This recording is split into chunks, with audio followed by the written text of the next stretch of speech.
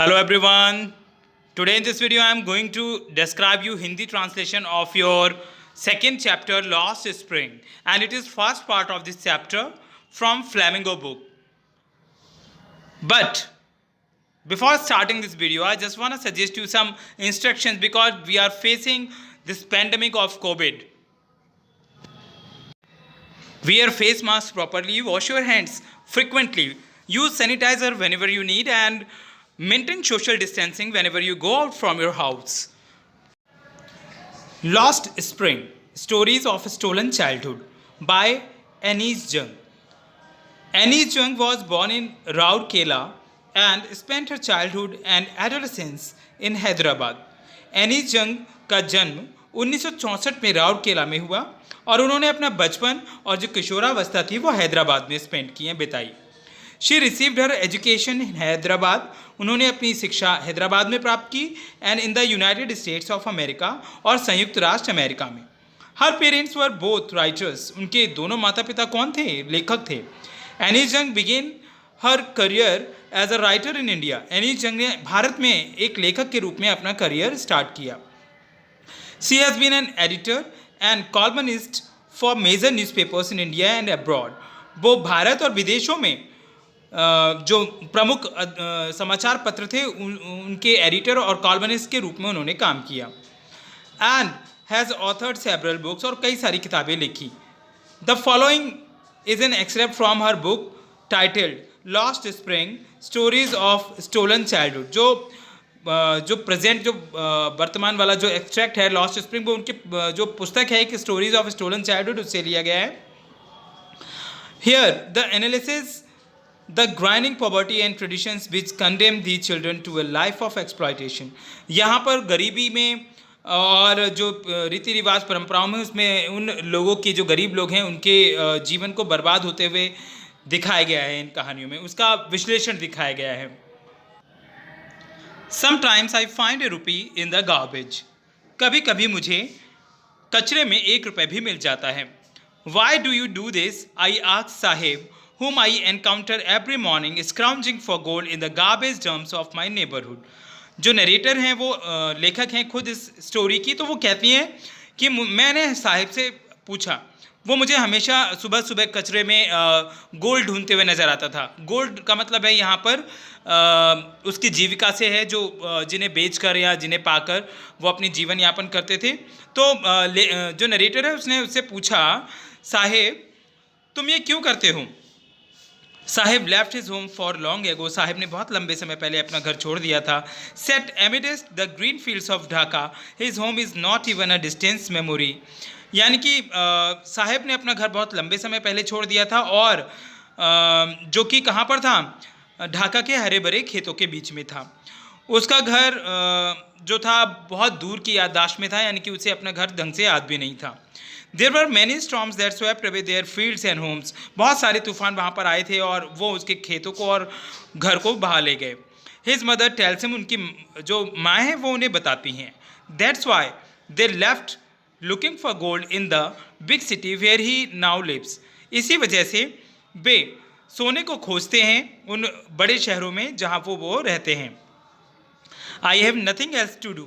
मेरे पास इसके अलावा करने के लिए कुछ नहीं है. ही मटर्स वह बुदबुदाता है. लुकिंग अवे, दूर देखते हुए.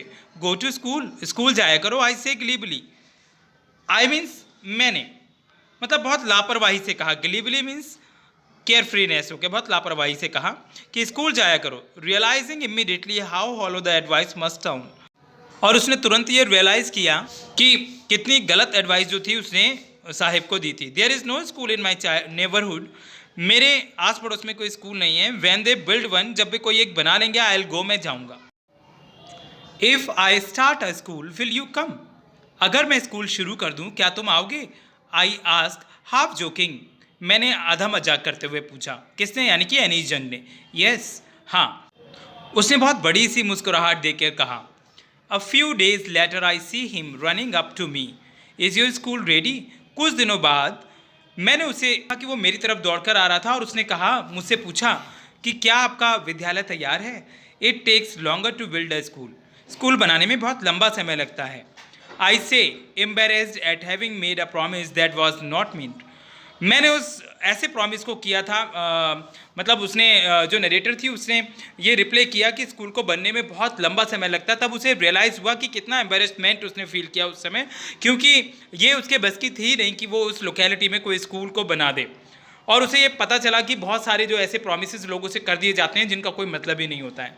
But promise like mine abound in every corner of his bleak bird. लेकिन मेरी तरह जो वादे हैं इस तरीके के, ब्लीक यहाँ एक वर्ड आया जिसका मतलब होता है निराशापूर्ण, ऐसे वादे दुनिया के प्रत्येक कोने में कर दिए जाते हैं, निराशापूर्ण संसार में कर दिए जाते हैं। लोग करते हैं कि हम ये करेंगे, हम वो करेंगे, लेकिन ऐसा वो कुछ करते नहीं। आश्वासन बहुत देते हैं लेकिन आश्वासन से कोई काम नहीं चलता। यही रियलाइजेशन होता है एनी जंग को उस समय। After months of knowing him, महीनों के बाद उसे जानकर, यानी कि महीनों तक उनका कन्वर्सेशन चलता रहा और एनी जंग उससे मिलती रही। I ask him his name, मैंने उसका नाम पूछा। साहिब आलम, ही अनाउंसेस, उसने कहा मेरा नाम है Sahib Alam. He does not know what it means, वह नहीं जानता है कि उसका मतलब क्या है। If he knew it's meaning, यदि वह उसका मीनिंग जान ले, लॉर्ड ऑफ द यूनिवर्स, ब्रह्मांड का प्रभु, he would have a hard time believing है, तो उसे बहुत मुश्किल से ये विश्वास होगा कि उसके नाम का ये मतलब है। Unaware of what is name represents, इस बात से अनविज्ञ होकर, अनजान होकर कि उसके नाम का क्या मतलब है। ही रोम्स द स्ट्रीट्स, वह गलियों में घूमता है, विद हिज फ्रेंड्स, अपने मित्रों के साथ। An army of barefoot boys who appear like the morning birds and disappear at noon, एक आर्मी है उन लड़कों की जो हमेशा नंगे पैरों घूमते हैं, वो सुबह के पक्षियों की तरह दिखाई देते हैं और दोपहर में गायब हो जाते हैं। Over the months I have come to recognise each of them, महीनों के बाद मैंने उनमें से प्रत्येक को जान लिया, यानी कि एनीस जंग उन सारी कंपनीज के, जो उनकी कंपनी के जो बॉयज थे उसको जान गई थी। Why are not you wearing chappals, आप लोग चप्पल क्यों नहीं पहनते हैं। आई आस्क वन, मैंने एक से पूछा। My mother did not bring them down from the shaft, he answer simply, वो कहता है कि मेरी जो माँ है ना वो उन्हें ताक पे से उतारती ही नहीं है, साधारण रूप से उत्तर देता है। Even if she did he will throw them off, adds another, एक उनमें से तभी बोल पड़ता है अगर वो उतार भी दे तो ये फेंक देता है। Who is wearing shoes that do not match, जो एक ऐसे जूते पहने होता है जो आपस में मैच नहीं करते हैं, अलग अलग होते हैं। When I comment on it, जब मैं इस पर टिप्पणी की, he shuffles his feet and says nothing, उसने अपने पैरों को हिलाया, आपस में मला और कुछ नहीं कहा। आई वॉन्ट शूज़, मैं जूते चाहता हूँ, सेज अ थर्ड बॉय, तीसरे लड़के ने कहा। Who has never owned a pair all his life, जिसने पूरे जीवन भर एक जोड़ी जूते नहीं पहने।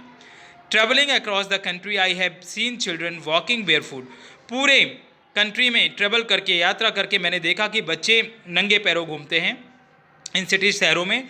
ऑन विलेज रोड्स, गांव के सड़कों पर। It is not lack of money, ये धन की कमी से नहीं है, but a tradition to stay barefoot, लेकिन ये एक परंपरा है जिससे कि लोग नंगे पैरों रहते हैं। इज़ वन एक्सप्लेनेशन, एक ने ये व्याख्या दी कि हम तो पूरी दुनिया में घूमे हैं, वहाँ तो हमने नहीं देखा लोग नंगे पैर घूमते हैं, गाँव की सड़कों पे हमने देखा है लोग नंगे पैर घूमते हैं, तो इसमें भी ये एक परंपरा है इस वजह से हम लोग क्या करते हैं, नंगे पैर घूमते हैं। एनी जंग को एक एक्सप्लेनेशन देता है एक लड़का। I wonder if this is only an excuse to explain away perpetual state of poverty. Anees Jung कहती है कि मैं हैरानी से सोचती हूँ कि क्या शाश्वत की व्याख्या करने का ये एक बहाना मात्र है, यानी कि ये लड़के क्या कर रहे हैं, केवल बहाना कर रहे हैं। इतना तो एनीस जंग को रियलाइज हो गया था। I remember a story a man from Udupi once told me, मैं एक कहानी को याद करती हूँ जो एक बार उदीपी के एक आदमी ने मुझे बताई थी। As a young boy he would go to school past an old temple where his father was a priest. जब एक लड़का था तो वह एक पुराने मंदिर के पास से गुजरता था जहाँ उसके पिता जो थे वो एक पुजारी थे। He would stop briefly at the temple and pray for a pair of shoes, वह थोड़े समय के लिए मंदिर पर रुकता था और जूतों के लिए प्रार्थना करता था। विच was now drowned in an air of, जो अब ड्राउंड एन एयर ऑफ का मतलब होता है उजड़ेपन का वातावरण, यानी कि एक ऐसा स्थान जहाँ पर उजड़ा हुआ स्थान हो गया हो। Which was now drowned in an air of desolation, ना अब जो वो स्थान जो था वो उजाड़ का वातावरण था वहाँ पर। Where the new priest in the backyard where live the new priest, पिछले के हिस्से में जहाँ नया पुजारी रहता था। There were red and white plastic chairs, वहाँ पे लाल और सफ़ेद रंग की प्लास्टिक की कुर्सियाँ थीं. A young boy dressed in a grey uniform, wearing socks and shoes, arrived panting and threw his school bag on the folding bed. मतलब एक ग्रे कलर की जो ड्रेस थी उसे मोजे जूते पहने एक लड़का हाँफता हुआ आया और फोल्डिंग पर अपना जो बैग था उसने फेंक दिया. I remembered the prayer another boy had made to the goddess when he had finally got a pair of shoes. Let me never lose them. यानी कि उसे याद आया कि एक जो दूसरा लड़का था उसने अंत में उसे जूते मिल गए थे. उसने देवी से प्रार्थना की थी कि मैं इन्हें कभी भी गुम नहीं करूँगा. The goddess has granted his prayer. देवी ने उसकी प्रार्थना सुन ली. Young boys like the son of Paris now wore shoes. छोटे लड़के पुजारी के बेटे की तरह अब जूते पहनते थे. But many others like the rag pickers in my neighbourhood remain shoes lake. लेकिन बहुत सारे बच्चे उन रैग पिकर्स की तरह मेरे पड़ोस में अभी भी बिना जूते के ही रहते हैं. My acquaintance with the barefoot rag pickers lead me to Simapuri, a place on the periphery of Delhi, yet miles away from it. Metaphorically, those who live here are squatters who came from Bangladesh back in 1971. Metaphorically का मतलब होता है तुलना करने के ढंग से. एक वर्ड और है यहाँ पेरीफेरी, जिसका मतलब होता है बाउंड्री, यानी कि सीमावर्ती क्षेत्र, बाहर का क्षेत्र. स्क्वेटर से एक वर्ड आया है जिसका मतलब होता है those who settle on public land without any legal right. मतलब बिना अधिकार सार्वजनिक भूमि पर कब्जा करने वाले लोग. नंगे पांव वाले कचरा इकट्ठा करने वालों के साथ अपने परिचय के कारण मैं सीमापुरी पहुंचती हूँ. ये स्थान दिल्ली की सीमा पर है, लेकिन देखा जाए तो वहाँ से मीलों दूर है.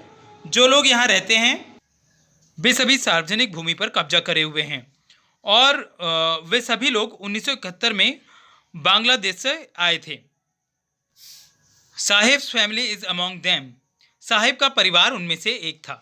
Seemapuri was then a wilderness. Seemapuri उस समय एक बीहड़ क्षेत्र था.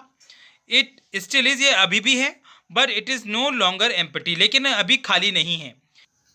इन structures of mud with roofs of thin and tarpaulin, devoid of sewage, drainage, running water, live 10,000 rag pickers.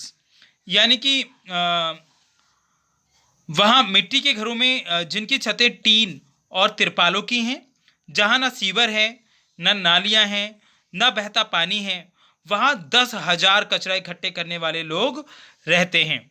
They have lived here for more than 30 years without an identity, without permits, but with ration cards that get their names on voters list and enable them to buy grain.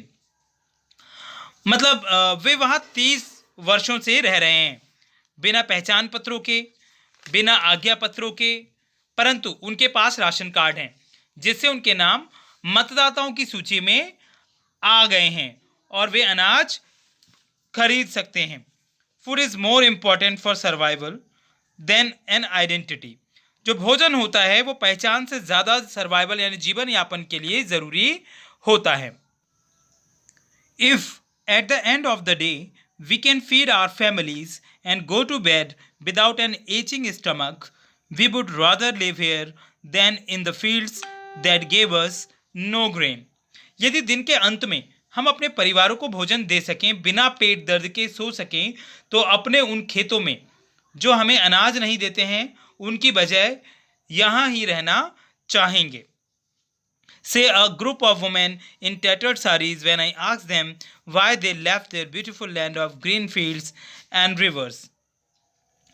मतलब फटी पुरानी साड़ियों में पहनी स्त्रियों के एक group ने, समूह ने मुझे उत्तर दिया जब मैंने पूछा कि उन्होंने अपने हरे खेतों और नदियों वाली सुंदर भूमि को छोड़कर वो लोग यहाँ क्यों आ गए हैं.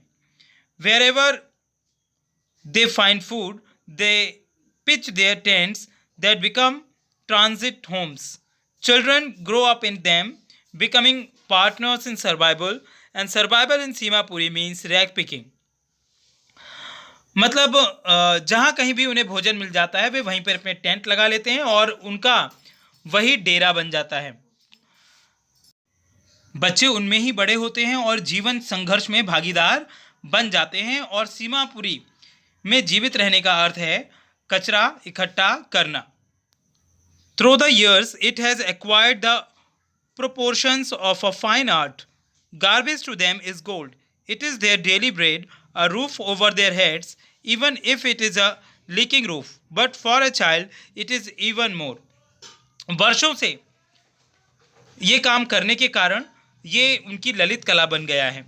कचरा उनके लिए सोना है, यह उनका दैनिक भोजन है। उनके सिर पर छत है, चाहे वह टपकती हुई छत क्यों ना हो, लेकिन बच्चों के लिए यह इससे अधिक कुछ और है। I sometimes find a rupee, even a 10 rupee note, Sahib says, his eyes lighting up. When you can find a silver coin in a heap of garbage, you don't stop scrounging, for there is hope of finding more. Lighting up का मतलब है चमक उठ जाना, चमक के मतलब चमक जाना एकदम। कभी कभी मुझे 1 रुपये मिल जाता है, 10 रुपये का नोट भी, साहिब कहता है, तब उसकी आंखों में चमक आ जाती है। जब आपको कचरे के ढेर में चांदी का सिक्का मिल जाता है तो आप उसे कुरेदना बंद नहीं करते हैं, क्योंकि और कुछ मिलने की उम्मीद होती है। It seems that for children, garbage has a meaning different from what it means to their parents. For the children, it is wrapped in bond. For the elders, it is a means of survival. ऐसा लगता है कि बच्चों के लिए कचरे का महत्व अपने माता पिता के अर्थ से बिल्कुल अलग है। बच्चों के लिए एक आश्चर्य की गठरी है, बड़ों के लिए जीने का साधन है। One winter morning, I see Sahib standing by the fence gate of the neighborhood club, watching 2 young men dressed in white playing tennis. I like the game, he hums, content to watch it standing behind the fence. Content means होता है satisfied, यानी कि संतुष्ट, और एक word आया इसमें hums, which means makes low murmuring sound, यानी कि गुनगुनाना। और फेंस का मतलब होता है घर के चारों तरफ एक 4 दीवारी होती है, उसे फेंस बोलते हैं। तो सर्दियों के एक दिन सुबह सुबह साहिब पड़ोस के एक क्लब के 4 दीवारी से लगे गेट के पास खड़ा सफ़ेद कपड़े पहने 2 युवकों को टेनिस खेलते हुए देख रहा था। मुझे यह खेल अच्छा लगता है। बाड़े के पीछे यानी कि 4 दीवारी के पीछे खड़े होकर संतुष्ट वह गुनगुनाता है, I go inside when no one is around, he admits the gatekeeper lets me use the swing. यानी कि मैं अंदर चला जाता हूं जब वहां कोई नहीं होता है। वह मानता है चौकीदार मुझे झूला प्रयोग करने देते हैं। स्विंग का मतलब होता है झूला। Saheb too is wearing tennis shoes that look strange over his discoloured shirt and shorts, someone gave them to me. Discarded का मतलब होता है जिसे उतार कर फेंक दिया गया हो, त्याग दिया गया हो। साहिब ने भी टेनिस के जूते पहन रखे हैं जो उसके रंग उड़े कमीज और निक्कर पर विचित्र प्रतीत होते हैं। किसी ने ये मुझे दिए हैं। He says in a manner of an explanation, वह एक व्याख्या करने वाले ढंग से कहता है।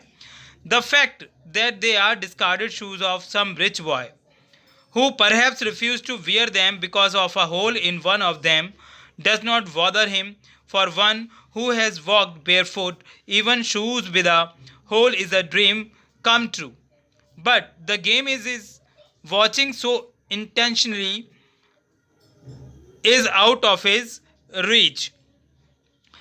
यानी कि उसे इस बात की कोई चिंता नहीं है कि वह किसी अमीर लड़के के उतारे हुए जूते हैं, जिस लड़के ने उन्हें इसलिए पहनने से मना कर दिया कि उनमें से एक में छेद हो गया था। उसके लिए जो नंगे पांव घूमते हैं, छेद वाला जूता भी एक सपना पूरा होना है। परंतु जो खेल वह इतना मग्न होकर देख रहा था वह उसकी पहुंच से बाहर है। This morning Saheb is on his way to the milk booth, in his hand is a steel canister. आज सुबह सुबह साहिब दूध की बूथ पर जा रहा है, उसके हाथ में एक स्टील का कैनिस्टर है। I now work in a tea stall down the road, मैं नीचे सड़क पर एक टी स्टॉल में काम करता हूँ, सेज वह कहता है, पॉइंटिंग एट द डिस्टेंस, दूर की ओर इशारा करते हुए।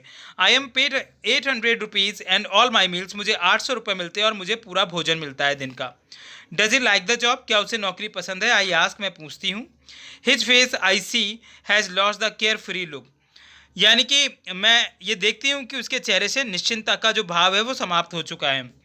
The steel canister seems heavier than the plastic bag he would carry so lightly over his shoulder, जो अब कैनिस्टर है स्टील का वो बहुत भारी लगता है उस प्लास्टिक के बैग से जो अपने कंधे पर ले जाता था। द बैग वॉज हिज, जो बैग था वो उसका होता था। The canister belongs to the man, जो कनस्तर है वो उस आदमी का है। Who owns the tea shop, जो टी शॉप का मालिक है। Saheb is no longer his own master, और अब साहिब खुद का मालिक नहीं है।